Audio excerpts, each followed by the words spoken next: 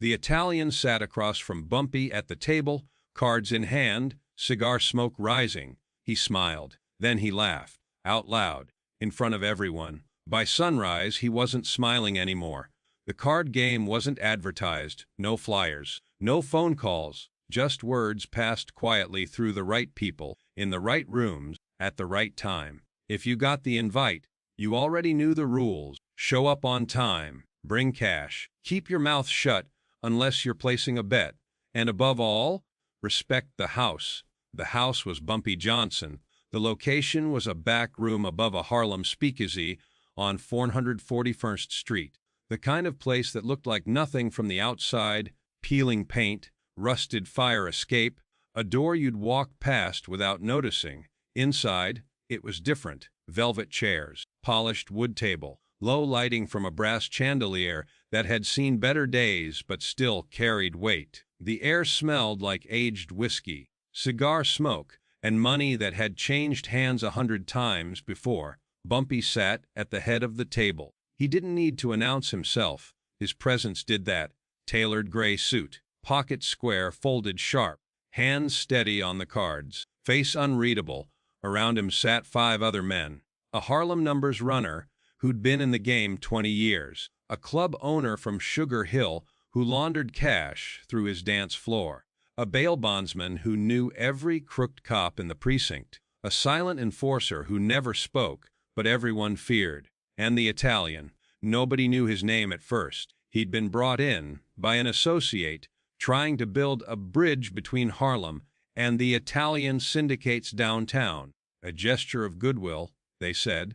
A chance to do business across boundaries. Bumpy allowed it, not because he trusted the Italians. He didn't. But because he understood leverage. You keep your enemies close when they think they're guests. The Italian was younger than the rest. Maybe 35, dark slicked hair, expensive suit, but flashy, too many buttons, too much shine. Gold cufflinks that caught the light every time he reached for his chips. He carried himself like a man who'd killed before and expected everyone to know it. Bumpy dealt first hand. No one spoke much. That was the rhythm of these games. You played, you bet, you won or you lost. Conversation was minimal, and only when necessary. The Italian didn't follow that rhythm. He talked, not constantly, but enough. Little comments, observations about the neighborhood, questions about who ran what, probing, testing, measuring. Bumpy answered when it was polite, short, direct, then went back to his cards.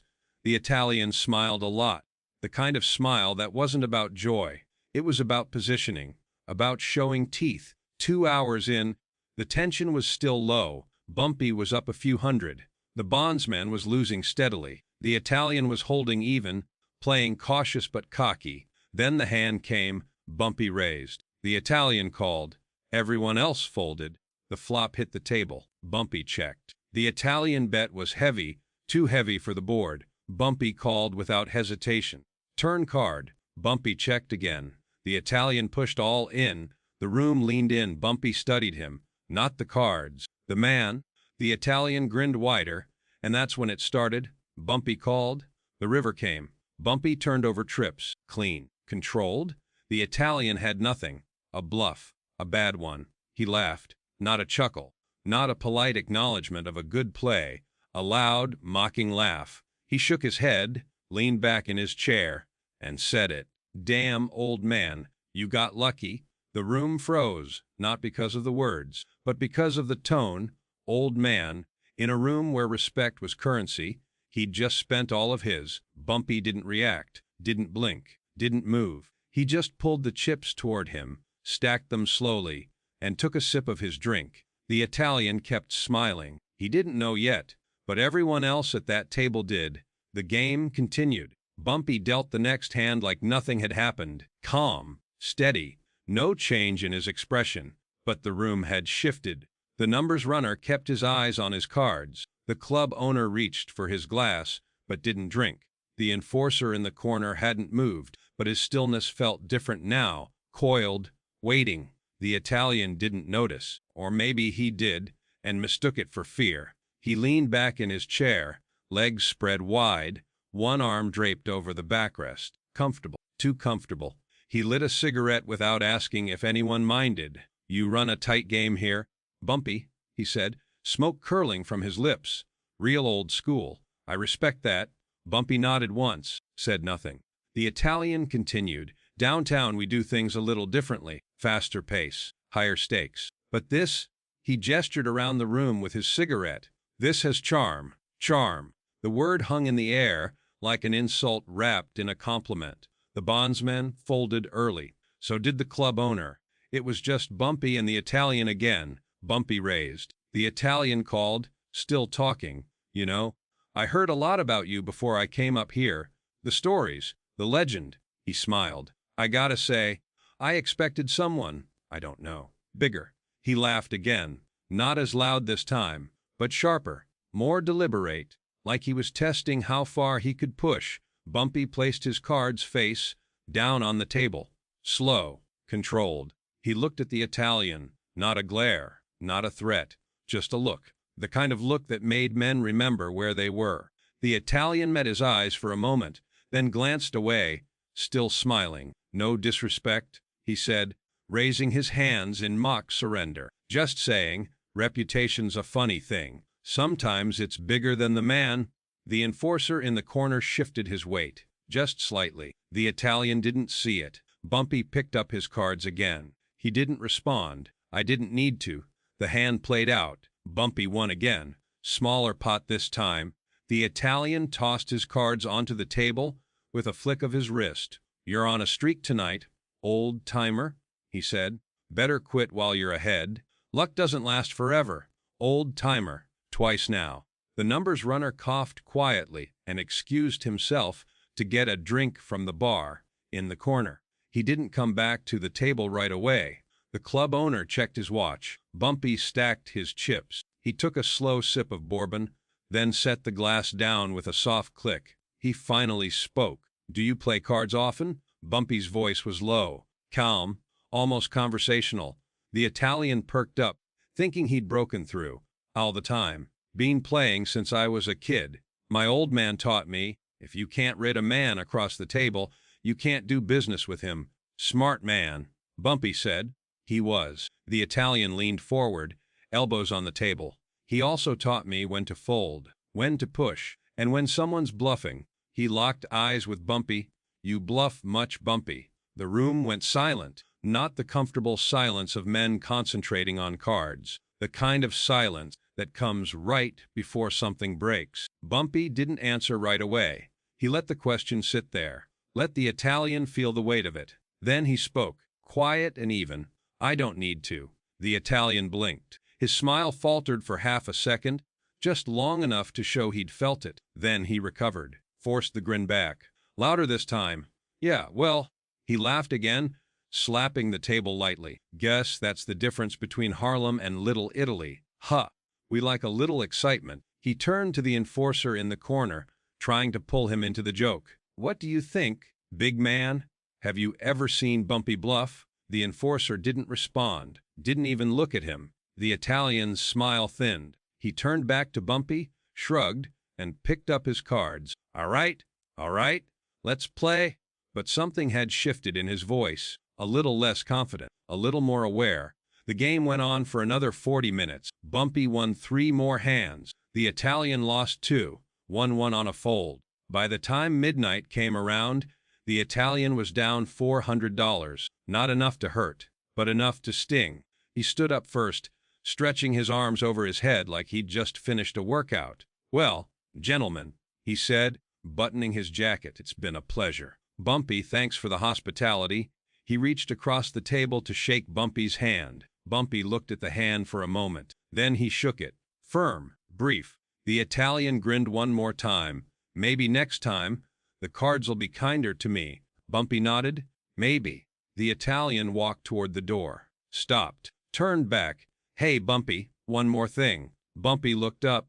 The Italian pointed at him with 2 fingers, like a gun. Don't take this the wrong way, but you might want to think about retiring soon. Let some younger blood take over. You've earned it. He winked. Then he laughed. Loud, full, arrogant, and he walked out.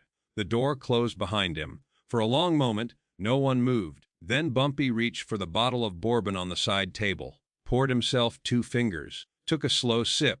He set the glass down gently and said, very quietly, "Clean the table." The enforcer moved toward the door. The numbers runner started gathering cards. The club owner stood, stretched, and walked to the window. He looked down at the street below, watching the Italian cross toward a black sedan parked under a street lamp. He didn't say anything. He didn't need to.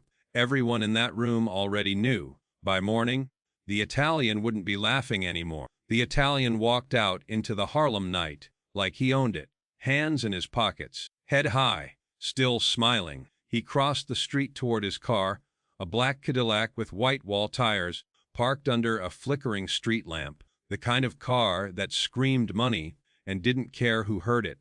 He slid into the driver's seat, adjusted the rearview mirror, and lit another cigarette. From the window above, the club owner watched him pull away. He turned back toward the room. Bumpy was still seated, hadn't moved. His bourbon sat in front of him, half finished. The enforcer stood by the door, waiting. The numbers runner had stacked the cards neatly and placed them in a wooden box. He closed it with a soft click, then glanced at Bumpy.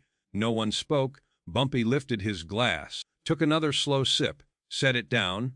Then he stood. He straightened his jacket, adjusted his cufflinks. I walked toward the coat rack in the corner and pulled on a long black overcoat, smooth and heavy. He buttoned it slowly, one button at a time. The enforcer opened the door. Bumpy walked through without a word. The others followed. They didn't go after the Italian, not right away.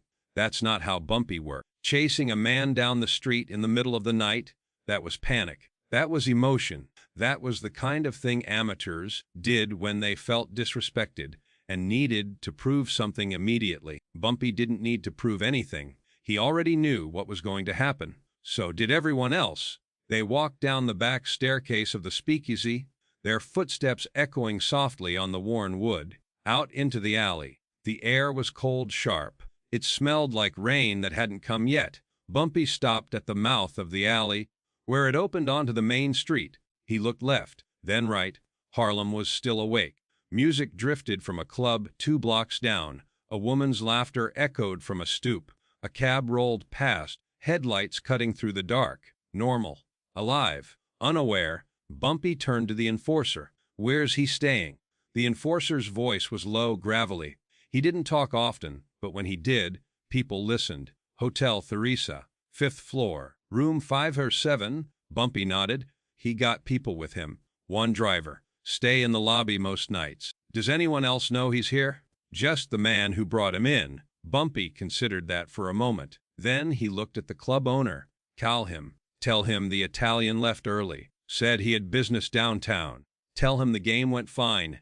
No problems." The club owner nodded. "What about the Italian?" the numbers runner asked quietly. Bumpy didn't answer right away. He reached into his coat pocket and pulled out a silver cigarette case. I opened it, took one out, lit it with a match, the flame briefly illuminating his face. He took a drag, exhaled slowly. "He'll go back to his hotel," Bumpy said.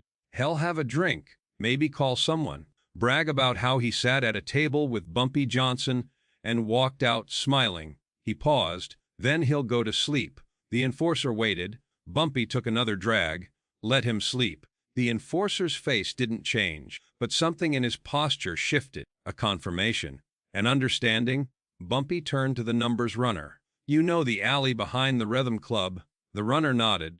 "Make sure it's empty after 3. 8 will be." Bumpy looked at the club owner. "You were here all night. So was I. We played cards. We drank. We talked about business. That's all. That's all," the club owner repeated. Bumpy finished his cigarette, dropped it to the ground, stepped on it with the toe of his polished shoe. "Go home," he said. "All of you." The numbers runner and the club owner walked off in opposite directions, disappearing into the Harlem streets without another word. The enforcer stayed. Bumpy looked at him. "You know what to do." The enforcer nodded once. Bumpy put a hand on his shoulder, just for a moment, a gesture that said more than words ever could. Then he let go, and he walked away. Bumpy didn't go home right away. He walked down Lenox Avenue, past the shuttered storefronts and the late-night diners still serving coffee and pie, past the corner where the street preachers set up on Sundays, past the barber shop where he'd been getting his hair cut for 15 years. He walked with his hands in his coat pockets, his breath visible in the cold air. People saw him. A few nodded. Most just watched. They didn't approach. They never did when he walked alone at night. They knew what it meant. Bumpy stopped at the corner of 145th and St. Nicholas. He looked up at the apartment buildings, windows glowing yellow in the dark, families inside, kids asleep, mothers cleaning dishes, fathers counting the day's earnings. This was his Harlem, not the clubs, not the card games, not the money or the power. This, the people who lived here, who raised their children here, who built lives in a city that didn't want them to. He protected that, not with speeches, not with politics, with control, with respect, with the understanding that certain lines could not be crossed. The Italian had crossed one, and now Harlem would remember why you didn't. Bumpy turned and walked toward his brownstone on Edgecombe Avenue. He climbed the steps slowly, unlocked the door, stepped inside. The house was quiet. His wife had gone to bed hours ago. He hung his coat on the rack, poured himself one more drink, sat in his chair by the window. He didn't think about the Italian. He thought about the morning, how the sun would rise over Harlem like it always did, how the streets would wake up, how the news would spread, quietly, carefully, the way important things always did. He finished his drink, and he went to bed. Somewhere across town, the enforcer made a phone call. He didn't say much, just a name, a location, a time. Then he hung up, and he waited. The body was found at 60:47 a.m. A janitor from the Rhythm Club had come out back to dump trash before the morning shift started. He was wheeling the bin toward the alley when he saw the shoes, black leather, polished, expensive, sticking out from behind a stack of wooden crates. He stopped, stared, took a step closer. Then he saw the rest. The janitor dropped the bin, stumbled backward. His hands were shaking when he reached for the payphone on the corner. He called the police. They arrived 12 minutes later. 2 patrol officers, young. One of them is new to the precinct. They walked into the alley with their flashlights out, even though the sun was already coming up. The body was face down, arms at his sides, legs straight, like he'd been laid there deliberately. No blood on the ground, no signs of a struggle, no weapon nearby. The new officer crouched down, checked for a pulse he already knew wouldn't be there. "He's cold," he said. The older officer looked around the alley. Narrow, brick walls on both sides, fire escapes overhead, a single exit onto the street. "Can anyone see anything?" he asked the janitor. The janitor shook his head. "I just found him. I don't know anything." The older officer sighed. He'd been working in Harlem for 8 years. He knew how this went. He pulled out his notebook. "You recognize him?" The janitor glanced at the body, then looked away quickly. "No, sir." The officer knelt down, carefully turned the man's head to the side. The face was bruised, swollen, but still recognizable. Italian features, slicked back hair, now matted. The same gold cufflinks still on his wrists. "Check his pockets," the older officer said. The younger one hesitated, then reached into the dead man's jacket. No wallet, no cash, no identification. "Robbery?" the younger officer asked. The older one didn't answer right away. He looked at the body again.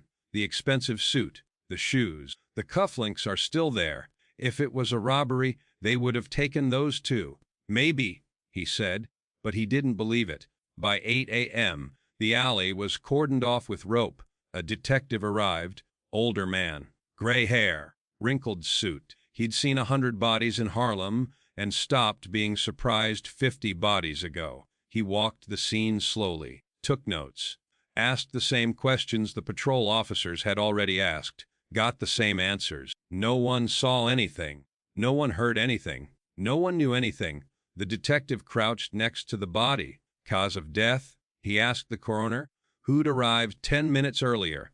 The coroner, a thin man with wire-rimmed glasses, gestured to the bruising around the neck. "Strangulation. Manual. Looks like it was quick. Professional.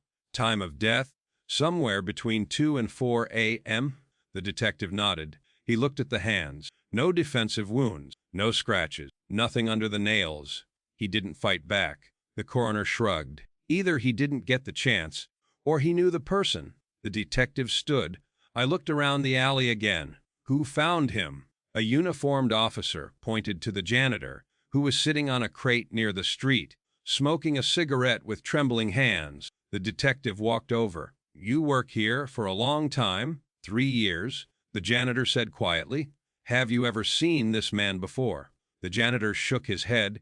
Did you hear anything last night? Voices? A car? Anything unusual? No, sir. I left at midnight. Came back at 6:30. The detective studied him. The janitor didn't look away, but his hands were still shaking. Not from guilt, from fear. The kind of fear that came from knowing more than you were saying, but knowing better than to say it. The detective let it go. All right. If you remember anything, you let us know. Yes, sir. The detective walked back to the body. He stood there for a long moment, hands in his pockets. Then he turned to the younger officer. Canvass the block. See if anyone saw a car, a person, anything. The officer nodded and walked off. The detective already knew what he'd find. Nothing. By 10 a.m., word had spread. Not through the newspapers. Not yet. Through the barbershops, the diners, the street corners where men gathered to talk before the day really started. A body in the alley. Italian. Face down. No witnesses. The name came a little later. Frankie Castellano, enforcer out of Little Italy, connected to the Genovese family, had a reputation for being reckless, for talking too much, for thinking he was untouchable. He'd been in Harlem the night before, playing cards with Bumpy Johnson. The details were vague. No one said much, but everyone understood. In the barbershop on the 143rd, an old man getting a shave said it out loud. He laughed at the wrong man. The barber didn't respond, just kept stroking the razor along the man's jaw. But he nodded. Everyone nodded. At the precinct, the detective sat at his desk, typing up the report. Victim: unidentified male, late 30s, Italian descent. Cause of death: strangulation. Time of death between 2 and 4 a.m. Witnesses: none. Suspects: none. Motive: unknown. He stopped typing, leaned back in his chair. He knew who the victim was. Someone had already called it in from downtown. The Italians wanted the body back. I wanted it handled quietly. And he knew why the man was dead.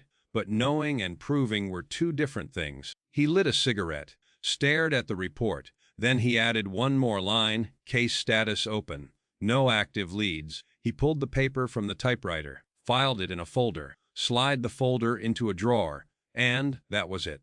By noon, the body had been removed. The alley was cleaned. The rope was taken down. The Rhythm Club opened for business at 4 p.m. Like it always did. By evening, the alley looked like nothing had ever happened. But Harlem remembered. The Italians downtown remembered too. Frankie Castellano's name was mentioned once in a back-room meeting in Little Italy, then never again. No retaliation, no revenge, no questions, because they understood. Bumpy Johnson had sent a message, and the message was received. Bumpy spent the morning at home. He had breakfast with his wife, eggs, toast, coffee. She asked him how the card game went. Fine, he said. She didn't press. After breakfast, he read the newspaper, listened to the radio, took a walk around the block. At 2 p.m., he stopped by the barber shop. The barber greeted him with a nod. Usual? Yeah. Bumpy sat in the chair. The barber draped the cloth over him, started trimming. The shop was quiet. A few other men were sitting along the wall, waiting their turn, reading papers, talking low. No one mentioned the body. No one mentioned Italian. But when Bumpy stood up, paid, and walked toward the door, every man in that shop watched him leave, with respect, with understanding, with fear that felt like loyalty. Bumpy stepped out onto the sidewalk. The sun was high. Harlem was alive. Music drifted from an open window. Kids played stickball in the street. He walked slowly, hands in his pockets. No one stopped him. No one asked him questions. But they saw him, and they knew. Bumpy Johnson didn't raise his voice. He didn't make threats. He didn't need to. He just made sure the world stayed in order. And in Harlem, order was everything. The silence lasted 3 days. Not the kind of silence where nothing happened. The kind where everything that needed to be said had already been said without a single word. Downtown, in a dimly lit social club on Mulberry Street, 5 men sat around a table.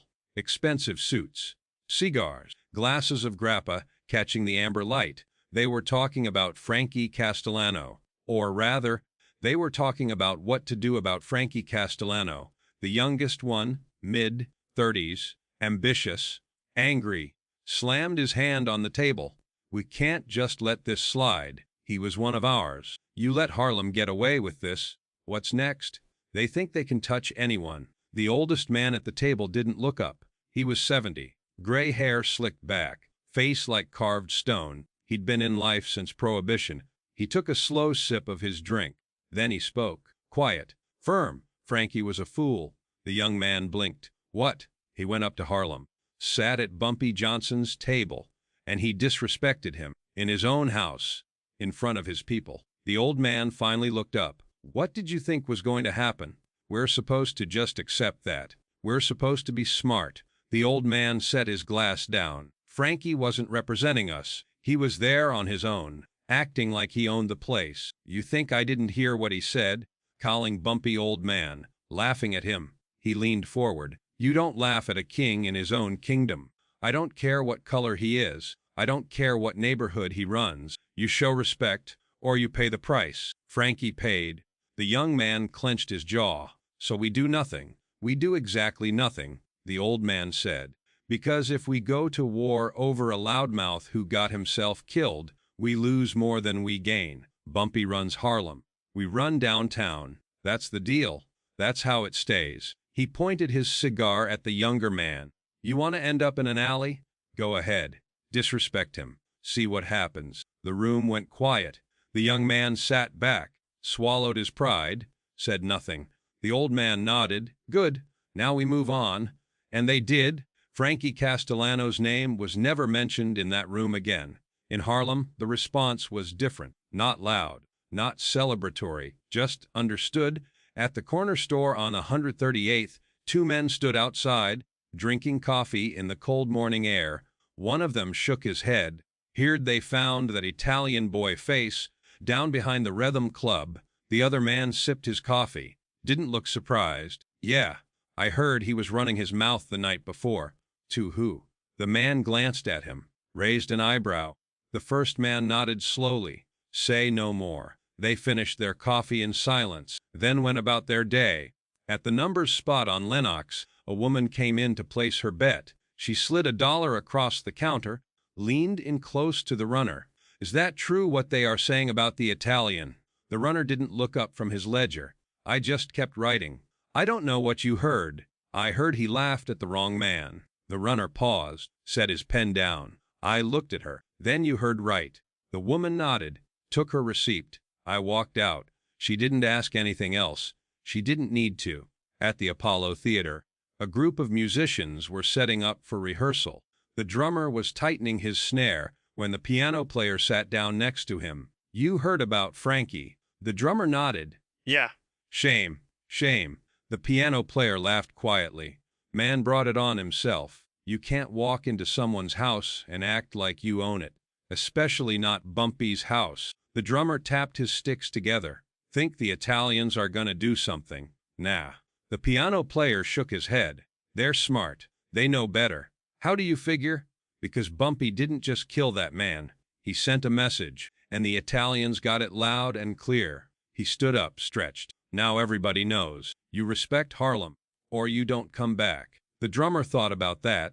Then he started playing a slow, steady beat, the kind that felt like a heartbeat, the kind that felt like power. Bumpy didn't talk about it. Not with his wife, not with his people, not with anyone. He went about his business like he always did, collected from the numbers runners, met with the club owners, checked in with the people who mattered. But everywhere he went, the respect was thicker, heavier. Men who used to nod at him now stepped aside when he walked past. Women who used to smile now lowered their eyes, not out of fear, but out of reverence. Children who used to play in the street stopped and watched him go by, quiet and still. Bumpy noticed, but he didn't acknowledge it. He just kept walking. One afternoon, Bumpy sat in his usual booth at the Red Rooster, a soul food spot on 126th Street. He was eating ribs, reading the Amsterdam news, when a young man approached the table, early 20s, skinny, nervous. He stood there, shifting his weight from foot to foot, until Bumpy looked up. "Help you." The young man swallowed. "Mr. Johnson, I wanted to say thank you." Bumpy set the paper down. "For what?"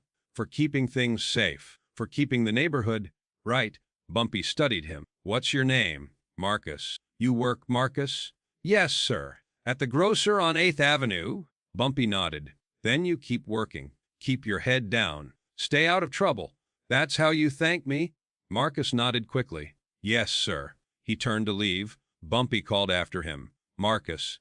The young man stopped, turned back. "You ever see someone disrespect this neighborhood?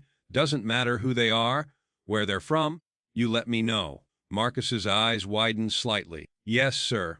Bumpy went back to his ribs. Marcus walked out of the Red Rooster standing a little taller. Word of that conversation spread too. By evening, 5 more people had stopped by Bumpy's booth, just to say hello, just to show respect. Bumpy greeted them all the same way, calm, polite, direct, and when he left the restaurant that night, the owner refused to let him pay. Bumpy tried to insist. The owner wouldn't hear it. "Your money's no good here, Mr. Johnson. Not after what you did." Bumpy looked at him. "I didn't do anything." The owner smiled. Knew better than to argue. "Of course not, sir." Bumpy left a 20 on the table anyway, and walked out into the Harlem night. A week later, the Italians sent an emissary, not Frankie's people, someone higher up, a diplomat. He came to Harlem in broad daylight. No theatrics, no posturing. He met Bumpy at a cafe on St. Nicholas Avenue. They sat outside, even though it was cold. Espresso on the table between them. The Italian spoke first. "Mr. Johnson, I wanted to come personally, to express our regret over the recent misunderstanding." Bumpy sipped his espresso, said nothing. The Italian continued. "Frankie was young, reckless. He did not represent our organization. We want you to know that." "I know," Bumpy said. The Italian blinked. "You do. If he represented you, you wouldn't be here. You'd be at war." Bumpy set his cup down. "But you're here, which means you're smart." The Italian nodded slowly. "We value our relationship with Harlem, with you. We don't want any complications. Then don't send fools to my table." "We won't." Bumpy stood, buttoned his coat. The Italian stood too, offering his hand. Bumpy shook it. "Firm? Brief? We're clear?" The Italian asked. "We're clear." The Italian exhaled, relieved. Bumpy walked away without another word. The Italian watched him go.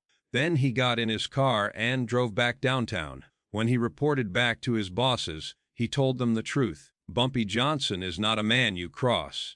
Not ever."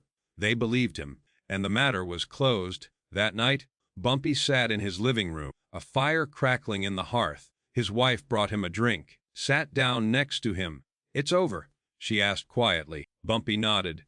"It's over." She squeezed his hand. They sat in silence for a long time. Outside, Harlem moved on, but it moved on knowing one thing for certain. Respect wasn't optional, it wasn't negotiable, and it wasn't free. It cost something. Sometimes it costs everything. Frankie Castellano learned that too late, but everyone else, they learned just in time. Years passed. Harlem changed. Buildings went up. Buildings came down. People moved in. People moved out. But some things stayed the same. Bumpy Johnson's name was one of them. By the late 1960s, Bumpy was in his 60s, older, slower, but no less respected. He still walked the same streets, still sat at the same tables, still commanded the same silence when he entered a room, and people still told the story. Not every day, not to everyone, but when it mattered, when someone new came to Harlem, thinking they could take what wasn't theirs, thinking they could talk loud and walk tall without consequence, someone would pull them aside, and they'd tell them about the Italian. It happened in a pool hall on 132nd Street. A young hustler from Brooklyn had been making noise, winning games, taking money, talking trash. He was good. He knew it. And he made sure everyone else knew it, too. He'd been there 3 nights in a row. Each night, louder than the last. On the 4th night, he made a mistake. An older man, mid-50s, gray at the temples, wearing a worn jacket, challenged him to a game. The hustler looked him up and down, smiled. "You sure, old-timer? I don't want to embarrass you." The older man didn't smile back. He just racked the balls. They played. The hustler won the first game, talked through the whole thing, made jokes, showed off. The older man said nothing, just paid his $20 and racked again. Second game, same result. The hustler laughed, pocketed the cash, and turned to the small crowd that had gathered. "Y'all seeing this? This is too easy. Harlem's getting soft." The room went quiet. One of the men watching, a regular, having been coming to this hall for 30 years, stepped forward. "You might want to watch your mouth, young blood." The hustler turned, eyebrows raised. "Oh yeah, why's that?" The regular looked him dead in the eye. "Because the last man who talked like in Harlem ended up face down in an alley." The hustler scoffed. "Man, that's just a story. Street legend. Are you trying to scare me?" "It's not a story," the regular said quietly. "It's history." He gestured to an old man sitting in the corner, 70s, wearing a fedora, nursing a beer. "Ask him." He was there. The hustler looked at the old man. The old man looked back, took a slow sip of his beer. Then he spoke, voice rough like gravel. His name was Frankie. Italian boy. Thought he was untouchable. "I came up here in a nice suit, gold cufflinks, and a big smile." He set his beer down, sat at a card game with Bumpy Johnson, and he laughed. The room was silent now. The old man continued. Not a polite laugh, not a friendly laugh, a disrespectful one. Called Bumpy old man, twice. Told him he should retire. Let younger blood take over. The hustler's smile faded. Bumpy didn't say much, didn't raise his voice, didn't threaten him. Just let him talk. Let him leave. Let him think he'd gotten away with it. The old man leaned back in his chair. They found Frankie the next morning, behind the rhythm club, face down. No wallet, no witnesses. No one heard a thing. No one saw anything. He looked at the hustler, but everyone knew. The hustler swallowed. "What happened to Bumpy?" "Nothing," the old man said, "because there was nothing to prove. No evidence, no confession, just a message." "What message?" The old man smiled, but it wasn't warm. "That respect isn't a suggestion. It's a requirement. And if you don't have it, you don't belong here." The hustler stood there, frozen. The regular stepped closer. "You're good with a pool cue. No one's denying that. But you're in Harlem now. And in Harlem, it's not just about what you can do. It's about how you carry yourself, how you treat people. How do you show respect?" He pointed toward the door.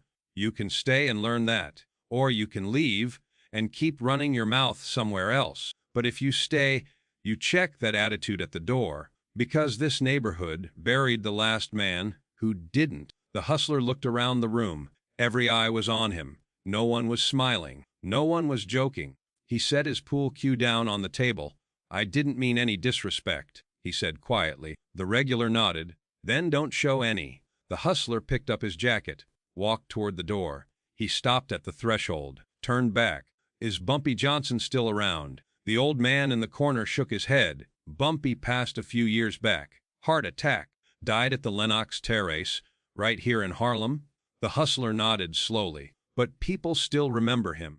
"They don't just remember him," the old man said.